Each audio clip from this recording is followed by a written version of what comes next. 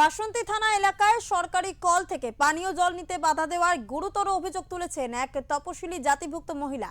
তার দাবি শুধুমাত্র এসটি এবং সম্প্রদায়ভুক্ত হওয়ার কারণে তাকে এবং তার পরিবারকে প্রকাশ্যে জল নিতে দেওয়া হচ্ছে না এবং জাত তুলে গালাগালি করা হচ্ছে।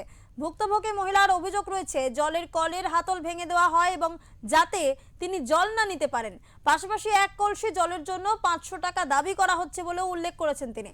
মহিলার বক্তব্য, তার পরিবারের দৈনিক 5 কলসি জলের প্রয়োজন হলেও 2 কলসির বেশি জল নিতে দেওয়া হচ্ছে না, ফলে বাধ্য হয়ে তাদের এখন থেকে জল কিনে খেতে হচ্ছে।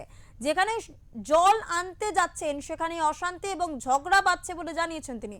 মহিলা আরো দাবি করেছেন, শুক্রবার সন্ধ্যায় জল নেওয়াকে কেন্দ্র করে এলাকায় মারামারির ঘটনাও ঘটেছে। যদিও আইন অনুযায়ী প্রকাশ্যে জাত তুলে অপমান করা এবং পানীয় জলের মতো মৌলিক অধিকার থেকে বঞ্চিত করা আইনত দণ্ডনীয় অপরাধ। ভারতীয় সংবিধানের 15 নম্বর ধারাতেও এই ধরনের বৈষম্য নিষিদ্ধ করা হয়েছে। এই বিষয়ে বাসন্তী থানায় এখনো কোনো লিখিত অভিযোগ জমা পড়েছে কিনা তা নিশ্চিতভাবে জানা যায়নি, তবে ঘটনার একটি ভিডিও সোশ্যাল মিডিয়ায় ছড়িয়ে পড়েছে।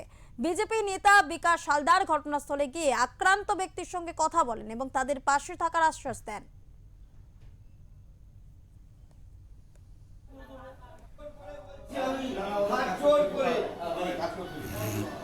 আমরা এসটিও বলে আমাদের বলে দাসীদের জল নিতে দেবো না, কলে ডান্টি ভেঙে রেখেছে, বলে আবার জাত তুলেও কথা বলছে, বলে মুচিদের জল নিতে দেবো না, যে কলে যাচ্ছি বল তোমরাই 1 কলসি জল নিলে 500 টাকা দিতে হবে। এভাবে কথা বলছে, যে কলে যায় সেখানে ঝগড়া হচ্ছে, যেখানে যাচ্ছি সেখানে ঝগড়া হচ্ছে। এটা কারা করছে? মুসলিমরা করছে আমাদের সঙ্গে। কি বলছে?